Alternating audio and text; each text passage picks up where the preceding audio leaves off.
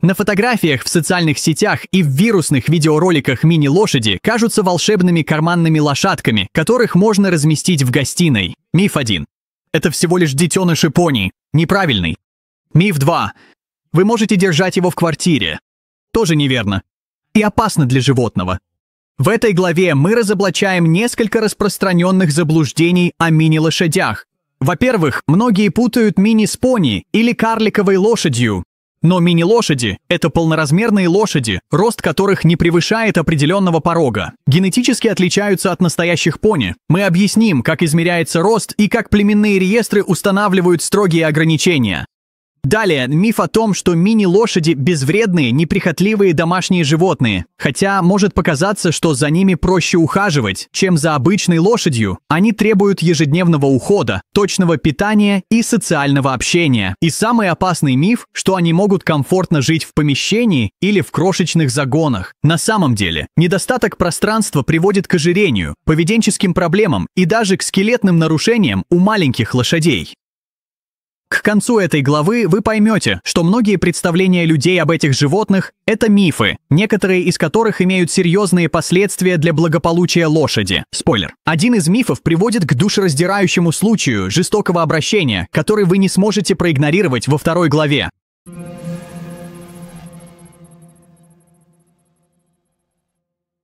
Хрупкая красота часто скрывает уязвимость. Миниатюрные лошади подвержены врожденным рискам для здоровья, с которыми крупные породы сталкиваются редко. Самый серьезный – карликовость, когда гены вызывают деформации костей, проблемы с суставами и сокращают жизнь. Некоторые милые особенности, такие как искривленные ноги, могут указывать на нарушение скелета. Проблемы с зубами также часты. Из-за маленькой челюсти зубы могут скучиваться, смещаться или неравномерно стираться, что требует частого ухода. Ожирение – удивительно серьезная проблема. Эти крошечные лошади склонны быстро набирать вес даже на умеренном количестве корма, а избыток жира может спровоцировать ламинит – болезненное воспаление копыт. Есть еще гиперлипемия – метаболическое заболевание, вызванное стрессом или неправильным питанием, которое может привести к летальному исходу. Из-за их небольшого размера даже незначительные ошибки в соотношении кормов или балансе минералов могут привести к метаболическому сбою. Кроме того, мини-лошади могут страдать от болезни копытной кости, респираторных заболеваний и перегрузки сердца при чрезмерной работе. Будущий владелец должен понимать, что милота требует ответственности.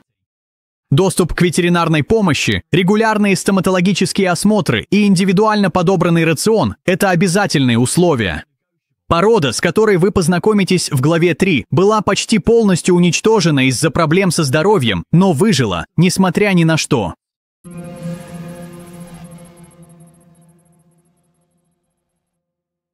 Глубоко в фруктовых садах Южного Китая живет лошадь, о которой мало кто за пределами этого региона знает.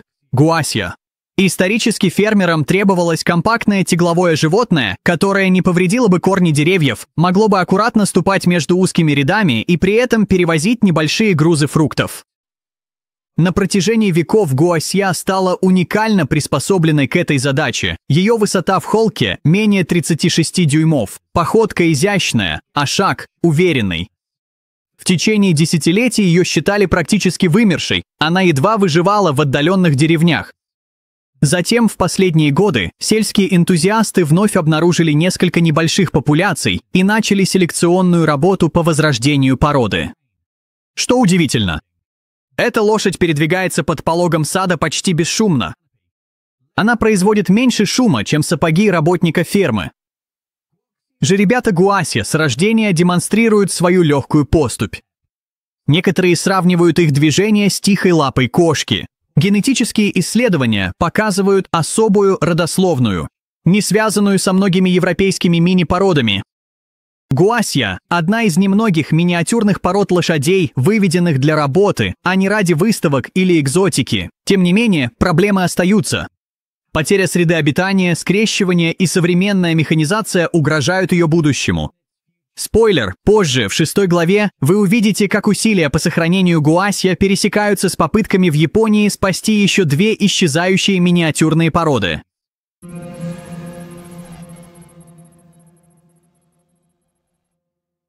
В Японии обитают две из самых редких миниатюрных лошадей в мире – породы Нома и Йонагуни. Обе породы происходят с отдаленных островов, каждая достигает роста менее 38 дюймов и несет глубокий культурный смысл. Нома бродила по островам внутреннего Японского моря. Исторически, самурайские гонцы ездили на полноразмерных лошадях, но островитяне ценили этих маленьких лошадей за их ловкость и скромные потребности в корме. После Второй мировой войны модернизация и механизация почти полностью уничтожили обе породы. К середине 20 века численность снизилась до нескольких десятков особей. В дело вмешались защитники природы, программы разведения, сохранение ДНК, защита среды обитания. Появляются уникальные черты. Лошади породы Нома часто отличаются характерным изгибом шеи и компактным, мускулистым телосложением.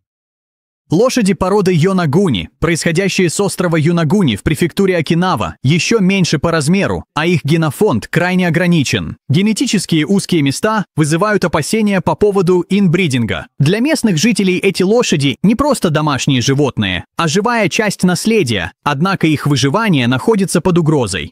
Сегодня общая численность лошадей пород Нома и Йонагуни составляет менее 150 особей. Спойлер, в 7 главе мы сравним этих японских мини-лошадей с фалабеллами, насколько разительны различия в размере и происхождении.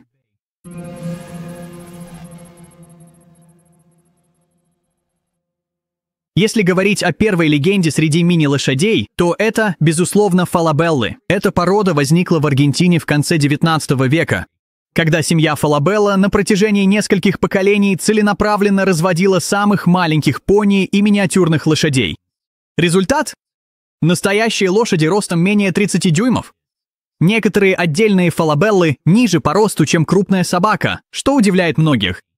Фалабеллы генетически являются лошадьми, а не пони. Они обладают уникальными чертами, такими как изящные ноги, пропорциональное телосложение и часто спокойный нрав. Их маленький размер делает их любимцами на выставках, в качестве компаньонов и как диковинку. Но порода не осталась лишь забавой. Некоторые фалабеллы используются в терапевтических целях и для легкой упряжной работы. На протяжении десятилетий заводчики в Северной Америке и Европе импортировали фалабелл и продолжали программы селекции по размеру. Но небольшой генофонд также означает риски для здоровья. Карликовость, аномалии зубов и хрупкость костей встречаются чаще. Тем не менее, среди всех известных сегодня миниатюрных пород лошадей фалабеллы, пожалуй, считаются самыми культовыми. Их происхождение и загадочность делают их естественной точкой сравнения, когда мы рассматриваем другие породы. В следующей главе мы сделаем шаг назад и определим, что мы подразумеваем под мини-лошадью и почему это различие важно во всем мире.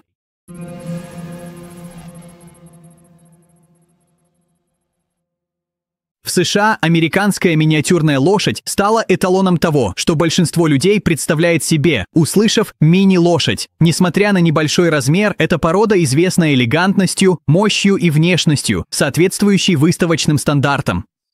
Эти лошади не должны превышать 34 дюйма во взрослом возрасте, и их измеряют по последним волоскам гривы, а не по традиционной точке на холке. Это важное отличие, уникальное для этого реестра.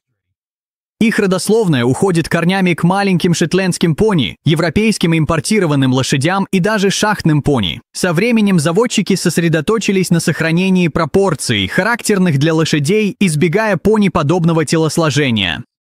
Результат? Лошадь, которая выглядит как полноразмерный скакун, только уменьшенная в масштабе. Эти мини-лошади предназначены не только для выставок. Многие из них отлично справляются с полосами препятствий, соревнованиями по вождению и даже терапевтической работой. Некоторых обучают быть служебными животными для людей с ограниченными возможностями. Но есть и определенная сложность. Из-за ограниченного размера и генофонда заводчики балансируют между сохранением красоты и предотвращением проблем со здоровьем, связанных с инбридингом. По мере того, как американские мини-лошади распространяются по всему миру, продолжаются споры о том, как сохранить и форму, и функциональность. Далее мы увидим, как европейские заводчики пошли по другому пути и создали мини-лошадь с почти хирургической точностью.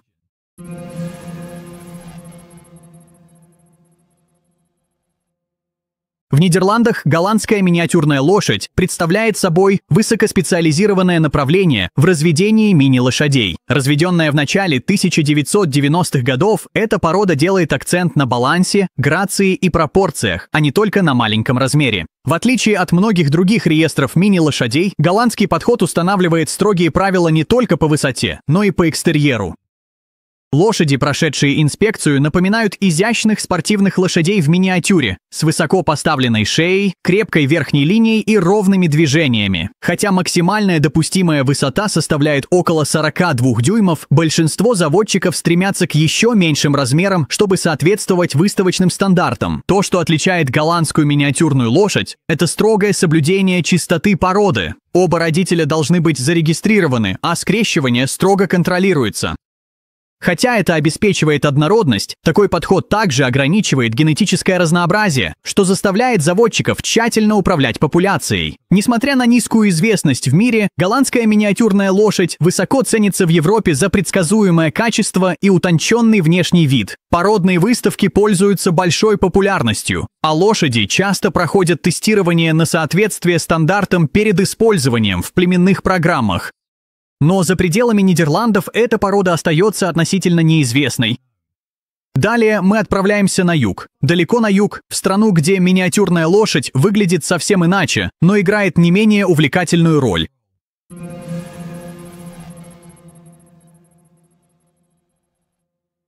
Южноафриканская миниатюрная лошадь – одна из самых недооцененных мини-пород. Выведенная в середине 20 века путем скрещивания шетландских пони, арабских лошадей и мелких импортных пород, она создала новую породу миниатюрных лошадей. Официально признанная в конце 1980-х, южноафриканская миниатюрная лошадь отличается изящным внешним видом. У некоторых представителей можно заметить черты, напоминающие арабских лошадей, а другие больше похожи на пони. Это разнообразие преднамеренно. Заводчики в Южной Африке допускают гибкость и вариативность экстерьера, чтобы избежать чрезмерного сужения кровных линий, как это бывает в других реестрах миниатюрных пород. Тем не менее, маленький размер высоко ценится. На выставках судьи часто отдают предпочтение самым компактным лошадям, сохраняющим правильную форму и хорошую подвижность. Популяция зарегистрированных южноафриканских миниатюрных лошадей относительно невелика, но очень предана делу. Программы разведения продолжаются, лошадей экспортируют на другие континенты. Их универсальность позволяет использовать их как компаньонов, так и маленьких упряжных лошадей. Хотя южноафриканские миниатюрные лошади не так известны, как американские или голландские мини, они отражают региональный подход к развитию миниатюрных пород. Далее мы переходим от строения к окрасу, к породе, которая столь же ярка внешне, сколь и компактна по размеру.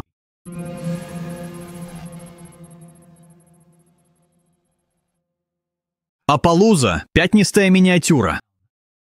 Возьмите яркую внешность апалузы и уменьшите ее до менее чем 90 см в высоту, и вы получите миниатюрную апалуза. Эта порода не только про размер, но и про окрас. Знаменитые леопардовые покрывальные и снежные узоры, встречающиеся у полноразмерных апалуза, были целенаправленно выведены и у миниатюрных лошадей. В результате получилась визуально потрясающая лошадь с пятнами, мраморностью и иногда полосатыми копытами. Но дело не только во внешности. Эти окрасы контролируются сложными генетическими факторами. Заводчикам приходится одновременно управлять несколькими признаками, не только генами, отвечающими за пятнистость, но и теми, что влияют на размер, здоровье и строение тела. Поэтому получение стабильных мини-апалуза – задача не из легких.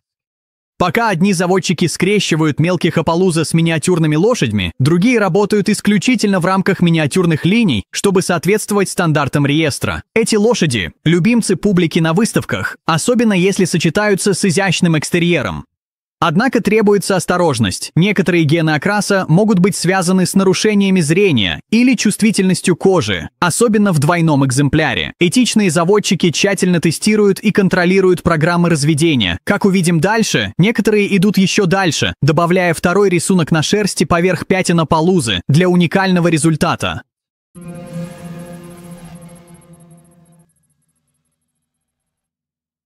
Когда вы сочетаете крупные белые пятна пинто с пятнами апалузы, получается пинталуза – настоящий генетический шедевр в миниатюре. Эти лошади часто выглядят как живые произведения искусства.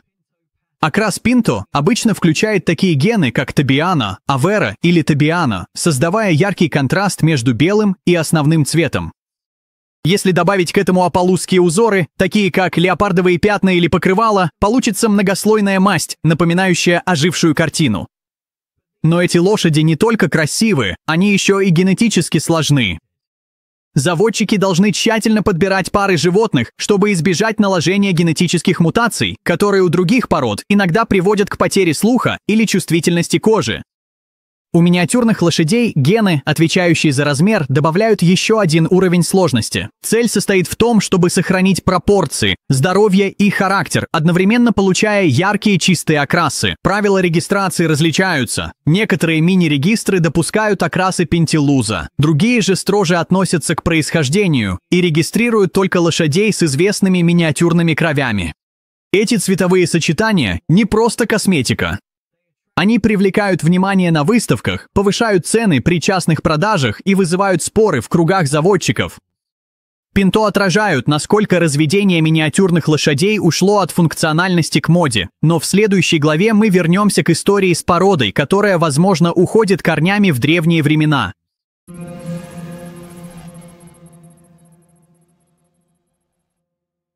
Спрятанная на отдаленном греческом острове Скирос живет одна из самых древних и загадочных пород миниатюрных лошадей – скиросская лошадь.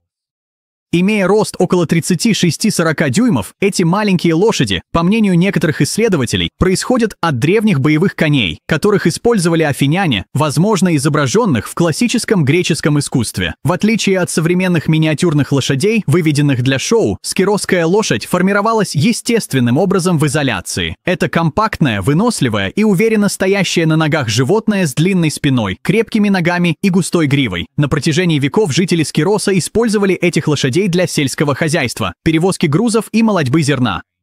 Но когда машины заменили животных, численность популяции резко сократилась. К концу 20 века осталось менее 200 особей. Благодаря усилиям по сохранению численность постепенно восстанавливается, но проблемы сохраняются. Большинство скиросских лошадей и сегодня живут на острове, часто полудикие, свободно бродящие по каменистым склонам. Генофонд этих лошадей остается узким, и для предотвращения вымирания необходим тщательный контроль.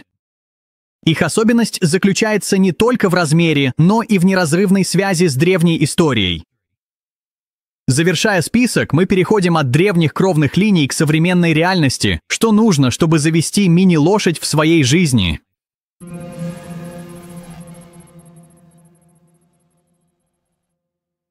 Владение миниатюрной лошадью может казаться мечтой, но это требует серьезной ответственности. Во-первых, важен простор. Хотя они и маленькие, мини-лошади все равно остаются лошадьми. Им нужно как минимум 14 квадратных метров укрытия и огороженная территория для выгула. Задний двор может подойти, но квартира или гараж – нет. Далее важна компания. Мини-лошади – стайные животные и быстро начинают скучать в одиночестве. Многие владельцы держат их парами, или вместе с козами, или ослами. Рацион должен тщательно контролироваться. Эти лошади легко набирают вес и склонны к ожирению, ламиниту и коликам при перекармливании. Рацион должен состоять из сена с низким содержанием сахара, ограниченного времени на пастбище и отсутствия сладких лакомств. Вам также потребуется доступ к ветеринару, кузнецу и, возможно, стоматологу для лошадей. Копыта нужно подрезать каждые 6-8 недель, а зубы проверять раз в год. С юридической точки зрения, во многих районах мини-лошадей считают сельхозживотными, а не питомцами, поэтому законы о зонировании могут ограничивать их содержание. Без разрешений или ограждения вы можете получить штраф или даже лишиться животного. Короче, мини-лошадь не игрушка. Это лошадиное животное с потребностями. Но для тех, кто готов их удовлетворять, награда будет глубокой, долгой и способной изменить жизнь.